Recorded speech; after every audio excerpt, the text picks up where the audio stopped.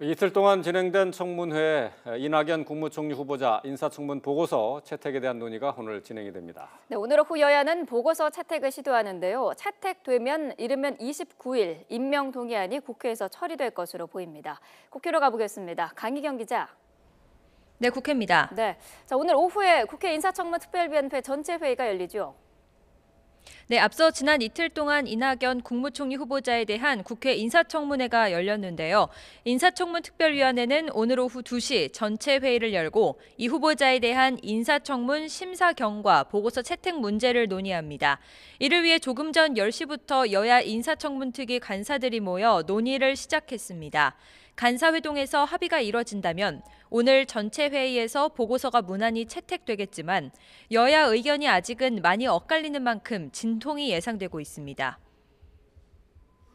여야 의견이 많이 엇갈리고 있다고 했는데요. 여야 입장 어떻게 다른 겁니까?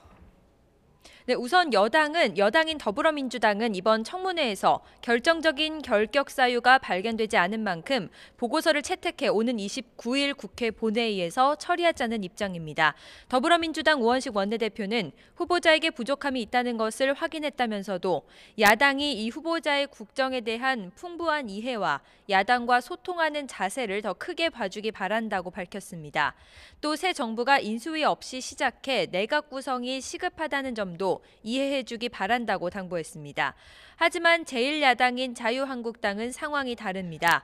문재인 대통령이 고위공직 배제 원칙으로 삼은 위장 전입 사실이 새롭게 드러난 데다 자녀 병역 면제, 부인 그림 강매 의혹 등의 문제가 있는 만큼 이 후보자가 총리로서 부적격하다는 입장입니다. 자유한국당 김선동 원내수석 부대표는 현재로는 오늘 보고서를 채택하는 것에 대해 당내에서 매우 부정적인 기류가 강하다고 밝혔습니다. 13명의 청문위원 중 민주당과 자유한국당이 5명씩 차지해 어느 당도 과반을 점하지 못한 상황에서 캐스팅 보트를 쥔 국민의당도 채택 여부를 두고 고심하고 있습니다. 당 내부 논의를 거쳐 최종 입장을 정리할 예정이지만 이 후보자가 호남 인사라는 점에서 부적격 의견까지는 내지 않을 가능성이 크다는 분석이 우세합니다. 바른정당과 정의당도 현재까지 결정적인 하자가 없다는 입장을 보이고 있습니다. 오늘 간사회동 결과에 따라 전체 회의 전망도 달라질 것으로 보이는데요.